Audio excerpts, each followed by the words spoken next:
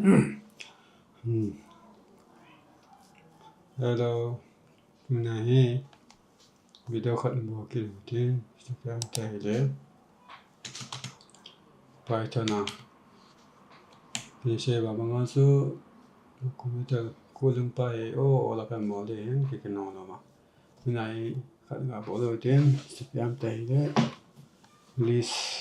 đi rồi xong ra video chúng ta cần hiểu liền số gặp dùng số được đến video số bàn téo thế first panel this list survey survey aí lại sang aí number để dựa dựa người dựa tiếng người sẽ 2 4 0 9 0 số người dựa tạo số chứ ba thì ở lý sản nhân vô tội gì ha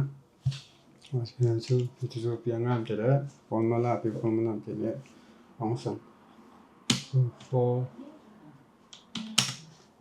game in list giờ thì chưa tiếng là xuyên mà bài rồi đấy if ha if item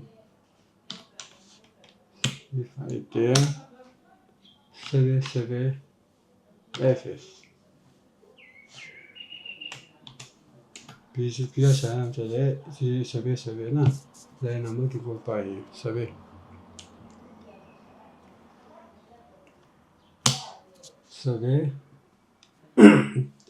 tôi tua hele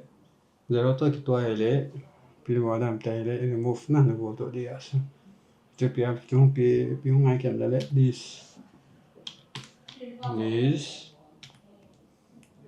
remove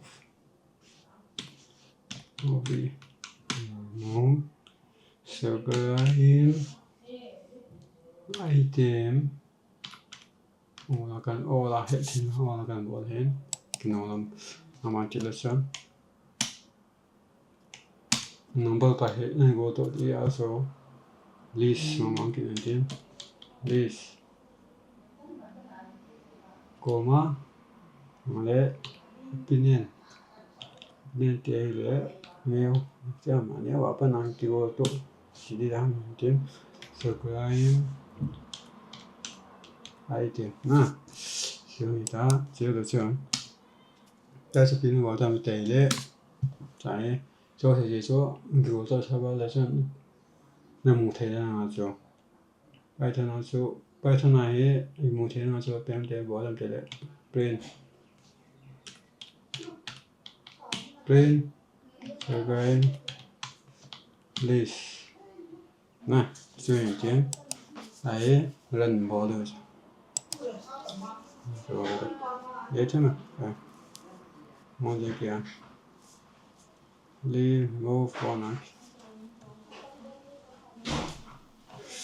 chỉ hiện tiến cho ta một tay cố định hóa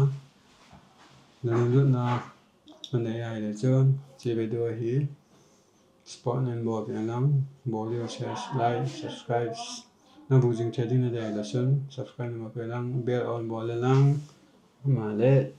năng lực đồng bằng cho mình hoạt động kế để hiến, giờ sẽ nên bỏ bị chế bên còn ta về, chẳng sao hết.